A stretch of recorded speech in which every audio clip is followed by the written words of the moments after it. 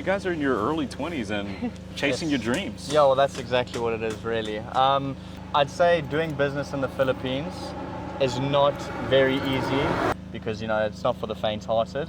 But if you persevere, I think the key is to be completely integrated with your local community. This is what I was about to say, that also you have to love the place, otherwise it won't work. This is Dami and Jack, two 20-year-olds from the UK that left everything behind to chase their dreams and build out their business in Siargao. But this young couple has managed to overcome the odds. Today we meet with them to learn more about their business and life that they've built out in Siargao. Live, guys. So I am walking up to our guests here.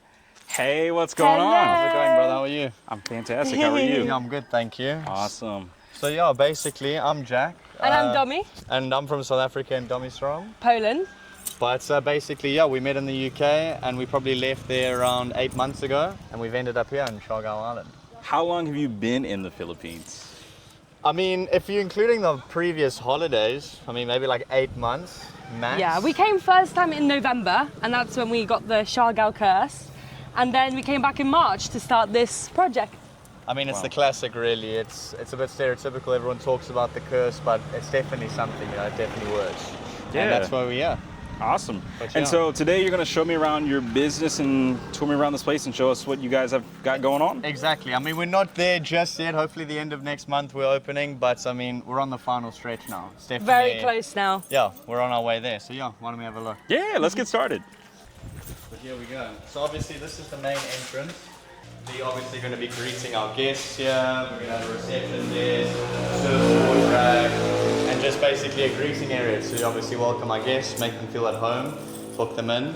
And hopefully maybe even a merch stand just here with t-shirts, caps. Yeah, Dami's got a lot of t-shirt designs. I've got a lot of designs ready. No, she's on it. But yeah, I mean, this is just, it's small, but it's enough to obviously feel welcome, relax, and just prepare yourself for the stay. Also, this room's great because we did, what's the roof called? It's fiberglass. So it's super bright and inviting, which is exactly what we wanted for a reception. And yeah, otherwise, this will be room number 1, guys.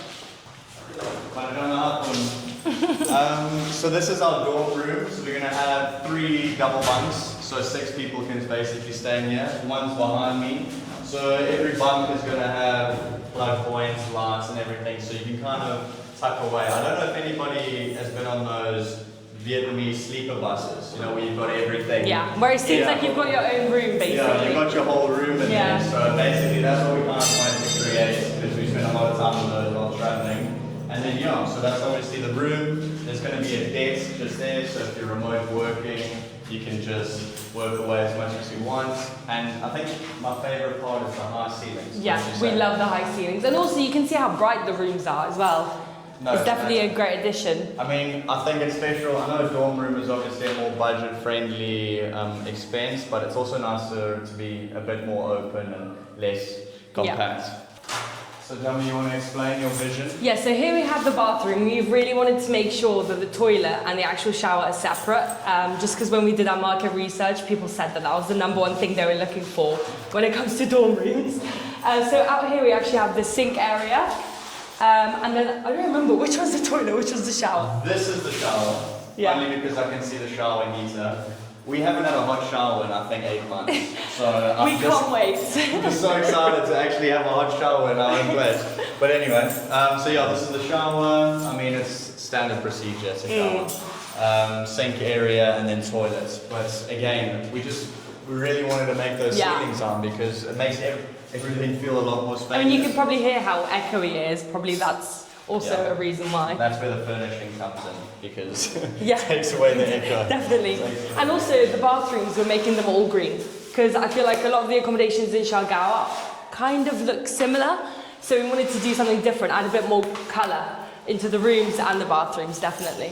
Yeah, Domi is definitely The interior. The boss with the interior design.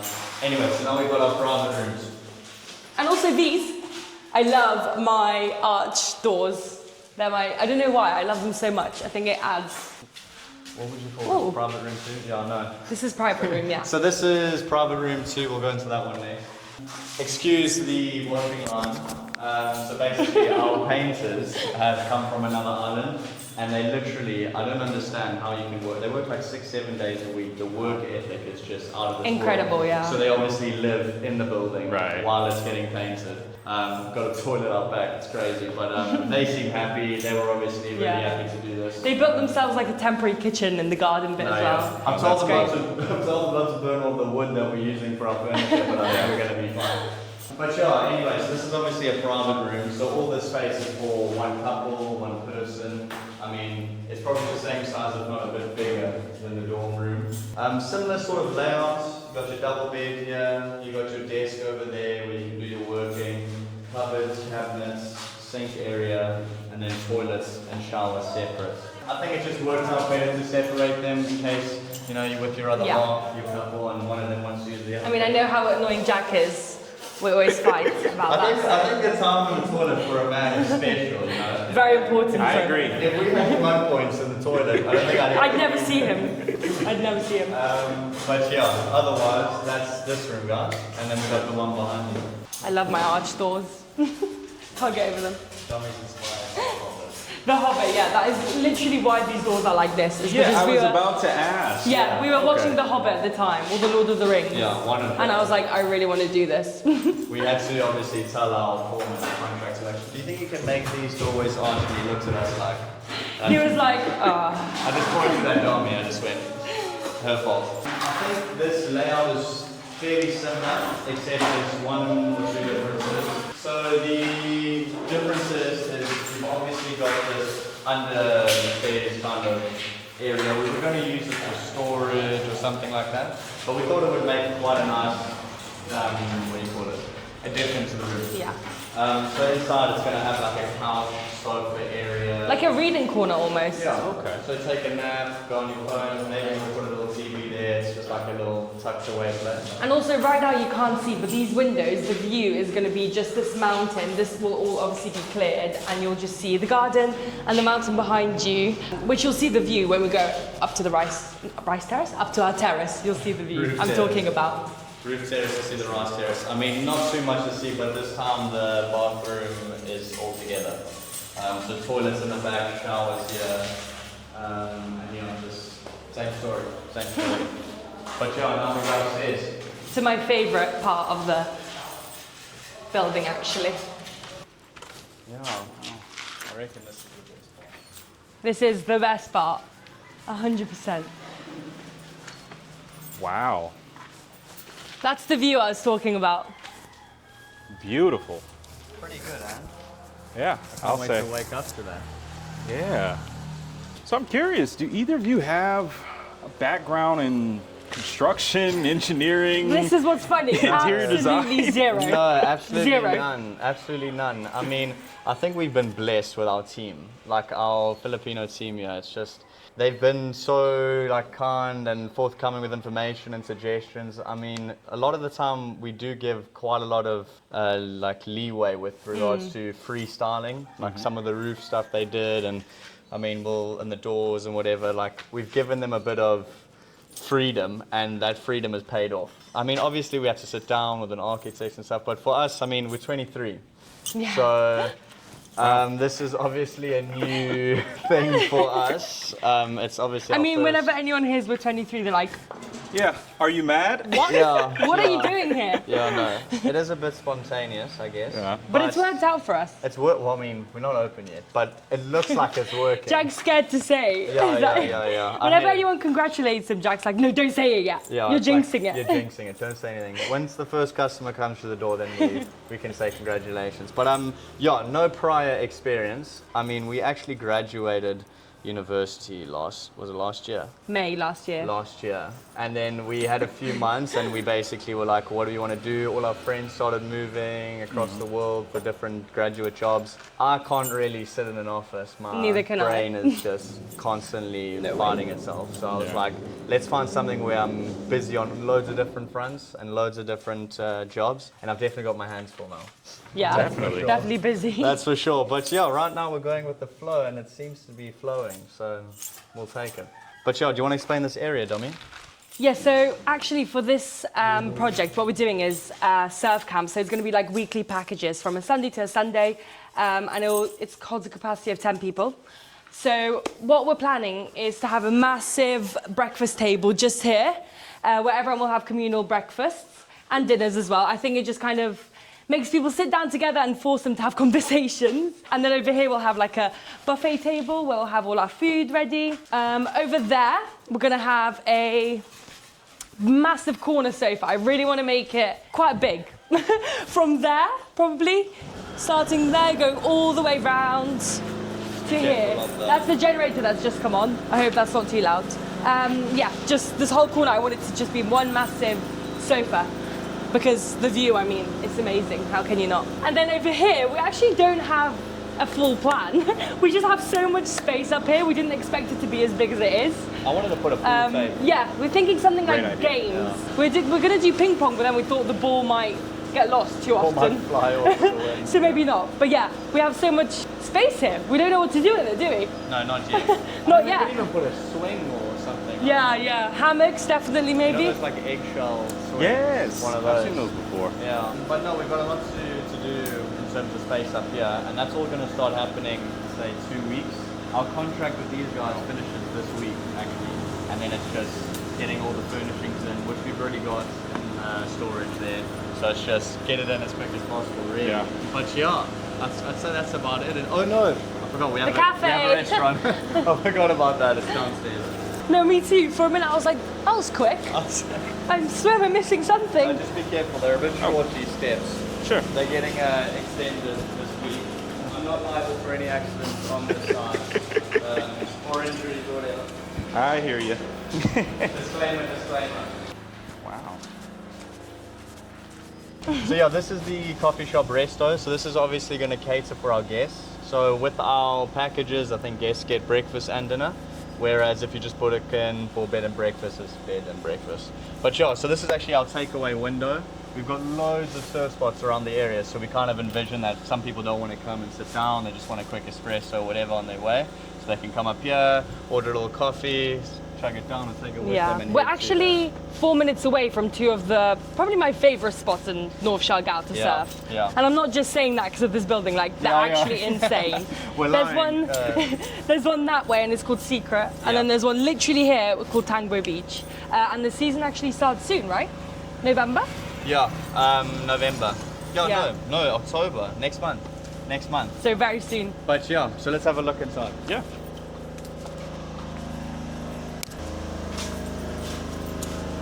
Yeah, excuse the mess, sorry, there's obviously materials everywhere. But the vision is, so over here will be the kitchen. So this is obviously going to be like a 360 bar area, where we're going to have all of our appliances, fridges, freezers, coffee makers, everything. So we wanted to be able to serve the customers out this window and then obviously turn around and serve them in the main cafe.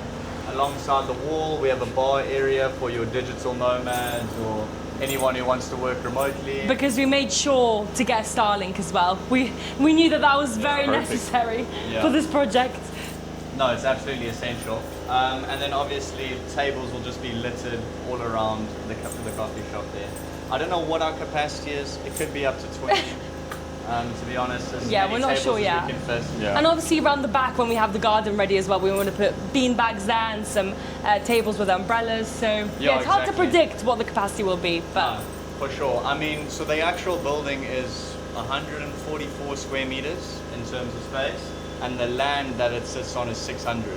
So we've got almost 450 to play with in terms of overflow, be it the coffee shop overflow, chill out area for the guests, or even later expansion. So yeah, but obviously in the next couple of weeks, once our bunkhouse and everything has been taken down, we're just going to be landscaping. And that's, we've already started. I mean, I wouldn't say we've started. It's quite well, we embarrassing planted a what few I've done. plants. Yeah, I know. We actually, I went up the road there into the jungle to like a family member's house, and they were giving me loads of plants. I mean, some have survived, some have died. It's actually tough. Landscaping isn't for the faint No, hearted. it's a lot more difficult than I envisioned it to be Yeah. honest. I mean, we can try and have a look at the back, but we'll see what the noise is like. Yeah. Okay. Let's go look. Oh, and over here we actually have all our. This is a fridge, chest freezer, and our stove, right? Yeah. Because we went to Siargao a couple days ago. Was it a week ago? Yeah, Siargao. Siargao is like, what is it, 2-3 hours away, depending on the ferry. And I would say it's the biggest hub for, I don't know, wholesale goods.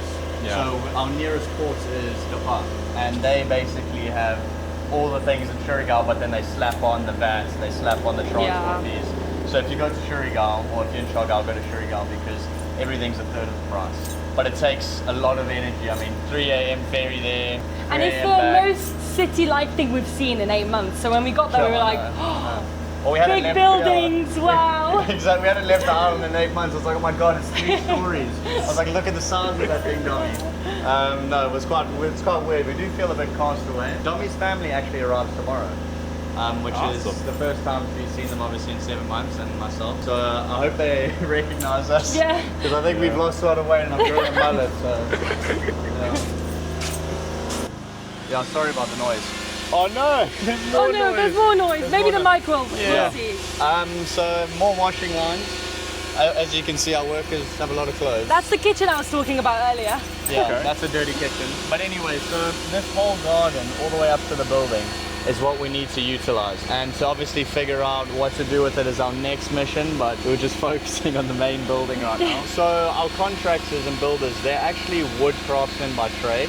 And then they learned the necessaries to obviously construct buildings. They're doing all of our wooden furniture, doors, tables, bars, stools, everything. When we first saw the type of furniture that they make, I could not believe it. It looked something like out of a factory. Yeah. It was insane. They're very talented.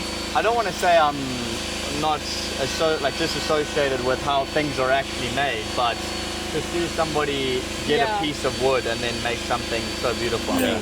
It's actually quite impressive. We can show the doors, can't we? Yeah, we can show what it is. So I'm trying to speak into the mic, but these are our French doors. So obviously these collapse, and there's 2 of them, one in our front entrance, one in the coffee shop. And then there's even more doors for obviously all the rooms. I mean, you can see one of them being constructed in the back. And then they put wood for our stairs and everything. We put a lot of wood into this construction, and I think obviously for the aesthetic, but also these guys just make it in such a way that you can't not have it in your building. No, yeah. But, and the wood as well, it's so beautiful, like the color, the natural color of it is amazing. It's incredible, you know, and this will last a lifetime. So strong, yeah. But yeah, we've been blessed. These guys, jack of all trades. Very much so. But yeah, I would say that's about it right now. It also is a lot bigger than we expected it to be. We didn't think it was going to be this big. I didn't check some of the measurements in the blueprints. Yeah. As you can see, we are very much beginner with the construction. Yeah. So my question is, why North Siargao? Oh, good question. So that's a great question. So we initially came to the island was it November? Yeah, November, for a month. And because Domi and I, we've been planning, I'd say, a surf camp or some sort of retreaty hostel type thing for a while. And we were obviously thinking, what's the place? So we were going around the world a bit while we were studying. So work. And we literally went everywhere, didn't we? We went Africa, Europe, Asia. No, every continent was on our radar. And then we were basically torn between Nicaragua and Siargao. And Domi was like, Siargao. I was like, oh, but like, come on, I've never been to Latin America, let's have a look. Jack was I was trying to sway him quite a bit for a while. Yeah, ages. I mean, I just wanted to go into the middle of nowhere whilst everyone was going into the cities, you know. I was like, let's go somewhere off the beaten path. And we did actually, we went to Senegal. Yeah, we went to Senegal. And it was great country, but I don't think it's quite ready for tourism just yet. Well, there is tourism, but it's different, you know. I would say it's more, you've got to be pretty strong at heart and your stomach's got to be pretty strong just in case. And we know that not everyone's that type of traveller, so we thought Siargao might be a little bit more friendly for that. I'd say so. But yeah, so then we ended up in GL when we first got here, General Luna, and we really enjoyed it. I mean, it's a lot of nightlife there, there's a lot of food places to go to, but it felt really crowded, it felt really packed. So we were like, oh, maybe this was the wrong decision because, you know, if you're starting a business somewhere, you don't want to be there when it's peaks. You want to grow with it and everything. So I was like, oh, dummy. And then she was like, oh, let's go up north. Yeah, I was dragging this guy everywhere. I was like, come, trust me, trust me, trust me. And then we came up north and we knew it instantly. We knew it was a game changer, right? It was a hit. It was a massive hit. I mean, the people up north, again, not saying anything bad about people down south, but they're very different, you know, and the community is really tight here. It's really strong. I'd say number one is the people. Number two is the quietness and the space. And the beaches. And the beaches, my word. The beaches are incredible. And then, yeah, the waves, obviously. They're just unbelievable up here. Uncrowded. I mean, getting a bit more busy, but in comparison to General Luna, it's and even driving here, I mean, you've got so much space, there's never traffic, and everyone always jokes, all the locals are like, I'm late because of the traffic, and we all know that's not true. It doesn't exist. Yeah. It doesn't exist. So yeah, I think the peacefulness of it is definitely what drew us here. I mean, I'd say we're pretty in the north of Siargao. I mean, we're right on the peninsula. We're right on the I don't think you can go any further north than this. No, but it's perfect. It's just how we like it. I mean, we used to live up the road in Santa Monica, which is even, I'd say we were the only foreign people living in the whole village, and that's exactly how I liked it. It was like everyone knew us. We were like part of the day of life. And we had our own little Filipino family bubble where we're still really close to them, and that's how we actually got this team through our tatay. Yeah. It's his best friend that's the contractor here. Yeah. So the connections have been amazing, the people have been amazing. We feel like we're at home, which is great. It is, and I mean, that's why we're so excited tomorrow, because like our Filipino family is going to meet like our blood relative family, and it's just going to be the most amazing thing. We're just super excited. But I'd say that's what drew us up here. The people, the nature, and the waves. Can we talk about your Filipino family a little bit more? Because I've seen a few of your videos. Oh, yeah. But can you let the viewers know, how did you get connected with these people, and how did they become your quote-unquote family? So this was actually in November when we went to this beach here called Secret, and they used to have a little stand with food, coffee, drinks, and we just naturally got talking to them, really. It was very natural. I can't even remember exactly how it happened. Well, I remember because the day that I think it switched was, so we obviously always eating there, and it's a shop, so we're paying for everything and whatever. And then one day they were like, oh, well, do you want to come to our house? And I was like, yeah, I'd love to come to our house. And then we go there, and then we started eating and drinking and laughing, whatever. And then that kept getting repeated. And then eventually they just stopped charging us at their shop. And I was like, okay, no, this is ridiculous. Like, you need to take this money. Like, don't be silly. And then the meetups just started becoming more frequent. And then we obviously started planning our return. And then we had such good communication. And any major event, there was like birthdays, anniversaries. We were always there. No question, we were always invited. It was incredible. It's been amazing. But then I think once we came back, that bond was just solidified. Super strong, You know? We pretty much came back because of them as well. Yeah, that was a big motivator, I think. 100%. I mean, I've never felt that kind of warmth from someone that's not my immediate family. You know, I was like, this is quite special, and it's worth coming back for that feeling, you know. And they named their little baby Jack after Jack. They named their child after me. Yeah, wow. I was going to be the godfather, but I'm not baptized, so I wasn't allowed. But doesn't mean I don't spoil him and love Jack. But I mean, watching him grow up even now is just crazy. But completely entwined. Gone to all the graduations, all the birthdays, all the fiestas. It's like, they got so upset with us when we moved out of Santa Monica. They're like, you're gonna go find a new family. I was like, there's absolutely no way. And they're actually all gonna be working. They're all very much involved in this project as well. Yeah. Our aunties are gonna be working in the coffee shop. Then Joy's gonna be doing the garden. Yeah. So it's really lovely. It's basically a family business. To be honest, we're trying to actually find as many jobs as possible for them to do to employ as many of them as we can. So that's how it all started. Small acts of kindness, and then it just blew up from there. Yeah. Now I don't know what we do without them. Now, can we just switch gears a bit? Sure, a lot of people are going to be curious about the business. Can you walk us through the journey of starting the business, going from idea to reality? Because where do we begin? Just full disclosure, as Jonica briefed me about the collaboration and I was doing some research, I thought, okay, cool, they're starting a business, but I didn't expect all of this. Like, this is really impressive, and I mean, you guys are in your early 20s and chasing your dreams. Yeah, well, that's exactly what it is, really. So how did it all manifest? I mean, I'd say doing business in the Philippines is not very easy. There is a lot of bureaucracy, a lot of red tape, and I think that comes with its pros and cons. You know, if there's more hardships and more problems you have to go through, it prevents people from coming in, blowing it up, and it keeps the I'd say, worse people away, because, you know, it's not for the faint-hearted. But if you persevere, I think the key is to be completely integrated with your local community. This is what I was about to say, that I think without our family and their tips, Yeah. I'm not sure how we would have been able to do this. You need Filipinos you trust and you care about, and that, you know, if like I handed them millions, you know, and I could just close my eyes and know that it's going to be there when I open them. That's the level of trust you need. You need to be able to put everything on the line, and to an extent there is a gamble, you know. Yeah. We've only known them for just under a year. How are we gonna, you know, be able to predict what's gonna happen? But yeah, I'd say it's absolutely crucial to have some Filipinos that you trust whilst conducting any sort of business here. But also you have to love the place, otherwise it won't work. Definitely. You have to be passionate about it. I mean, like any entrepreneur would tell you, it's you can't just give up at your first hurdle, you can't give up at the 100th one, you just got to keep trading, you know. The pile of work just never reaches the bottom, it just goes down a little. You think goes it has, back up. and then back it goes. Yeah, so perseverance is definitely needed, but I think a lot of respect and a lot of love is needed for the community around you, because ultimately these are the people you're going to be living with and also conducting business with. And also we've come to their country, so, you know, you've got to be respectful. Yeah, of course. I mean, this isn't our home, well, it wasn't our home, but now it kind of is, but you've got to respect the indigenous culture and really just, you know, work with then against or competing against. And yeah, I feel like we've been really accepted and really blessed, really We've blessed. been welcomed. Yeah, massively. But we lead with our hearts open and people can see that. That's about it, really. Just be genuine. And I think we're also super motivated to move out of the UK and just live a different life, right?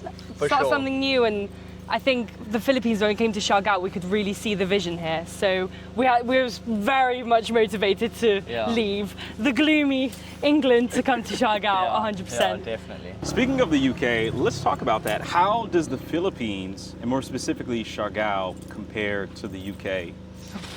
Wow, polar opposites, you know. Completely opposite. Polar opposites. I mean, obviously everybody knows what's happened in the UK recently on the news. There's a lot of politics, a lot of drama, stuff that I don't like to get involved in because life's too short, you know, and if I can just get through each day without worrying about that, that's good. I think the number one thing here that I absolutely love is community. Everyone's there for each other and you can really feel it, whereas I guess it's not just the UK, but the Western world is very much individualistic. Yeah. You know? So coming here and seeing that people want to do things for you without expecting anything in return has been amazing.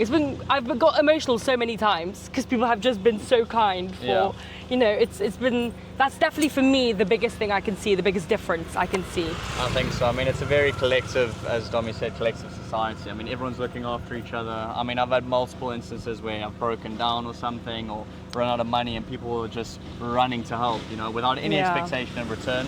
I mean, you see it the most in Fiesta. So I'm sure your viewers know what Fiestas are. I mean, everybody's doors just open.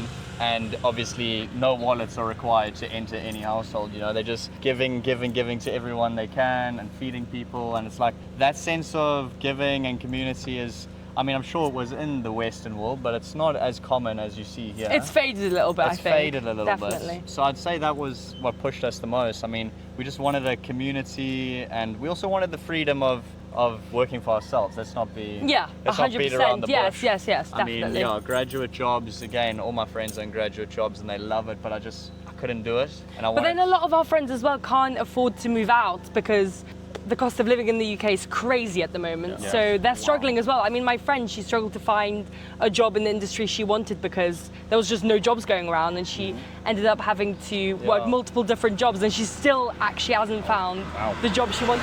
Yeah, so I think it's quite tough right now. It's a bit of a catch-22 there, because you'll apply for a job and then they'll go, oh, well, you've got a degree, okay, but you've got no experience. And then you go, well, how am I going to get experience if I can't get a job? Yeah. So you just get caught in this loop of, okay, well, I don't know why I just studied 4 years and spent all this money on my degree. So, I mean, it is a bit silly. I mean, I got a degree. Mine's in international business. Domi's is in PR, journalism and marketing. I mean, we've kind of used it now, I guess, but I mean, it is kind of funny. I feel like I did learn a bit, but I'm not really using my degree in a graduate job, so maybe we could have started this at 19. Yeah, maybe we're late to the game, actually. Yeah, maybe we're late. But I'd say those are the main pushes. I mean, the community here, the freedom, and ultimately also the weather. I mean, you can't beat a blue sky and turquoise water. Yeah. It's pretty But even magic. when it's gloomy, you've got palm trees next to you, so you're like, Yeah. that's all right. I don't care. It can rain, whatever. And you know, this place has its own vibe. I mean, you know, there's Palawan, there's Boracay, there's Siargao, there's other islands out there. But even just for me, being here, you know, first day, Siargao has its own vibe, its own type of feeling, and I can see why foreigners wouldn't want to leave this place. Yeah. Would you say the Siargao curse is real? 100%. Yeah, Definitely. It's a bit cheesy, but it's kind of true. Yeah. I mean, it happens too many times for it to not be real. You know, I mean, every single person that comes here is like, I want to live here, blah, blah, blah, blah. I'm like, oh, yeah. Because it's like you said, it's got its own personality almost, like its own soul. Definitely. It's brilliant. It's Especially great. the people. Yeah. Like Auntie Eva. Ah, she's shy. She's camera shy. She's only just got in front of the camera for our Yeah. vlogs. But Oh, anyway. But yeah, I definitely, like I was telling you, it's actually quite funny. We actually haven't been to many other places in the Philippines, really any. It's just this place. So, I mean, we felt the magic enough to not want to go to any other island. So I'd say it's definitely real and you should come see for yourself. 100%. I agree. Absolutely. For those watching who doesn't know, what is Siargao curse? Siargao curse. So yeah, the Siargao curse is a bug or sickness you get as soon as you enter the island. Your feet touch the sand, you see the waves, and you go, okay, well. And you never want to come close to the airport again, yeah, basically. basically, you think of a flight and you just get instantly nauseous and you don't want to go. So I'd say, yeah, that's the curse. It's definitely real. Now, a quick question people are going to want to know because the Philippines is such a vast country. As you know, some of the most popular places are going to be places like Siargao, Palawan, Boracay, BGC, Makati, all of those places. But what is the cost of living in Siargao? This is funny. So this is when it gets real, because we thought, obviously, coming to the Philippines, it'll be a lot cheaper. Actually, It's expensive. it's expensive to live here. I'd say Siargao is expensive. Especially if you do want to if you still want to eat the Western foods, so the imported foods. Oh, Yeah. So I mean, you can adjust, and we pretty much only eat Filipino food now. yeah, we do, yeah. Sometimes we buy an odd cheese here and there when we miss it. Yeah, but it's expensive. I mean, I'd say rent is probably the cheapest part. Rent is around 16,000 peso a month.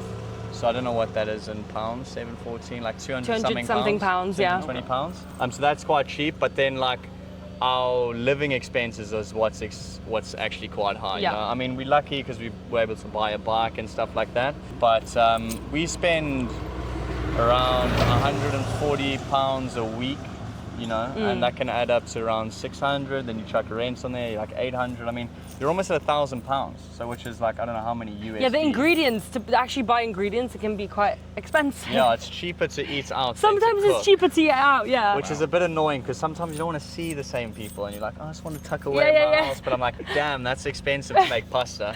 I'm like, wow. Because everything's imported. If you want any Western diets, it's all imported. Obviously the cheapest thing to eat is fish and rice. And that's Yeah. why I've lost about 6 kilos. I mean, my body loves me, but Yeah. I'm like dying for a pizza every Yeah. now and then. So, To be fair, Coconut Nut in Alegria, they do amazing Yeah, pizzas. shout So we out to treat Coconut Nut. ourselves every Sunday to pizza, don't we? yeah, we do. We do have our treats, but like we obviously came here. I mean, we've been living off what we could save up from work post graduation, and yeah, I'd say I've definitely had cheaper holidays. Definitely. But I mean, this isn't a holiday anymore. But yeah, I'd say it's cheap if you're on holiday, but when you're living here, it does actually change. But I think it'll change for us when we open our business and We actually have income, we have because right income now, again because yeah, we're budgeting. The budget's tight, but it's okay. Now, switching gears to the actual business, what is going to make your surf camp unique compared to others? Because it seems to be a popular business model out here in Siargao, especially on our journey to you Yeah, guys. sure. We saw, a couple of business here and there, but what is sure. going to make your spot unique?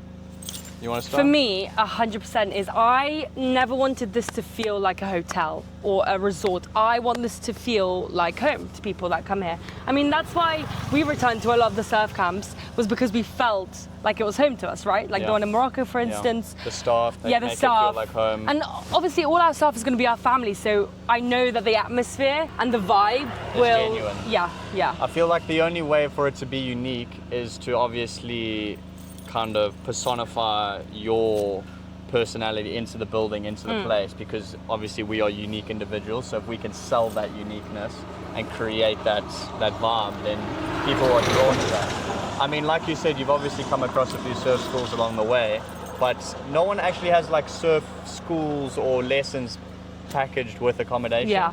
And then obviously a cafe restaurant alongside that. So I'd say the way we've combined the ingredients is quite unique. And then obviously there's a few little inside secrets that you'll see post opening that make it that much more special. But I think, yeah, for any unique selling point, it's down to the owners. I feel like we and the people that are working with us and the location is creating that unique selling point for us. So, do you see yourself exploring the other islands of the Philippines? Definitely. Definitely. Now that we know how the bureaucracy here works, For sure. so we do want to explore other bits of Siargao, the Philippines. Yeah. 100%. No, but because a lot of we've had a few friends and like friends of friends that have come through and obviously seen us, and they've obviously just gone off onto the other parts of the Philippines, and they're like, oh yeah, do you know anything about this? I'm like, No. because I haven't been. And also anywhere we've got else. FOMO because we see the photos and we're like, this looks amazing, I want Yeah. to see this. Like no, Because it's not far at all, like we're around the corner from a lot of Exactly. these islands, Exactly. So I think definitely exploring the Philippines is #1 agenda once the season here finishes, which is around May, June, is then it's off season. So when we've survived our first season of business and hopefully things have gone well, we can go and see some other parts of the Philippines, because I think there's a lot waiting for us out there. Yeah. Definitely. And what advice would you give to others that are thinking about making a big change like you guys did? Ooh. Especially same age as you guys. 'cause Oh, you guys I are would young. 100% go for it. It's hard, but I would 100% recommend it because I think it's changed mine and yours life. Yeah, and for sure. We've learned so much, and I think this is just going to be, I can't even fathom, like when I look at this, I can't believe this is mine. Yeah. Like I can't believe it. No, no. So it definitely is like a dream come true. It feels so surreal to us. But I would always recommend it to people, just go Wouldn't for it. trade it for the world, but I would say it was definitely harder than I thought. 100%, I yes. mean, first of all, you're moving across the world. I mean, I did move from South Africa to the UK, but then coming to a different world again, that's tough. And then Yeah. starting up a business is tough. And then when you combine the two, you're like, what am I actually doing? Yeah, how am I doing business, that? socially, culturally, or trying to It's like starting, adjust to all of it, it's hard. It's like starting school again, and you come to the village, and like, look at the groups, there's the cool guys, there's the hippies, there's this, that, and the other. You're navigating all these And they're all social looking at you circles. like, who are you guys? Yeah. So yeah, I'd say it's hard, but it's worth it. I mean, we haven't technically got to the end where we're like, oh, we did it, but I'd feel pretty happy and proud of what we've done. And Yeah, we celebrate all the small successes. the small victories. It's about small victories. So if you can handle some small victories and maybe at the end, maybe get a big one, go for it. Go for it, definitely. But yeah, easier said than done. Yeah, definitely. Easier said than done. But Awesome. Awesome. Well, Dami, Jack, I appreciate you both jumping on the channel to showcase your business and what you have going on in Siargao. Where can people find you guys? How can they support your business and learn more about your So story? actually on all social media platforms, besides YouTube, it's just Tangbo Surf House. And then our YouTube is Domi and Jack. Simple. But yeah. Easy. I doubt you'll find another Tangbo Surf House Yeah. on Instagram besides us. But yeah, follow along. I mean, we've obviously got our own journey we've documented on there, mainly for the family, but some people seem to be interested, which is quite funny. But yeah, have a look what we're getting up today, because it's gonna get pretty good over here. Absolutely. But yeah, thank you for your time. Yeah, thank you so much. Of course. One last thing. Yeah. When are you guys officially open? Last week of next month. Yeah. So what is that? End of October. 5 to 6 weeks Okay. from today. So guys, y'all make sure y'all show them some love, not just in the comment section, but make sure to follow them, follow their journey. I mean, this is amazing what y'all have going on. And Thank especially you. Appreciate early that. 20s. Like, Yeah, we're trying our best. Yeah. Trying our best. yeah, y'all are doing fantastic, seriously. Appreciate it, man. So y'all show them some love. I'm gonna tag their channel, their business, all of their accounts in the description and the top pinned comment of this video. I know we're out here, what is this, September-ish? Yes. Yeah, mid-September. Okay. Would it be possible for us to come back once everything is open? Yeah, I'd love to do a 100%. part 2 Of course. follow-up Please, video. let's Maybe, do maybe it. we can get you on a wave or two as well. Maybe Hey. get you on a surfboard. I'd love that. I'd But love yeah, that. definitely. Yeah. Definitely. If y'all want to see the part 2, y'all let us know in the comment section. and I'm sure they will. 100%. Yeah. Well, 100%. this was fantastic. Thank you so much. Thank man. you. Appreciate Thank you. it. I'll make sure to show them some love. But See you guys if later. nothing else is left to be said, I want y'all to take care, stay safe. God bless. Peace. See you.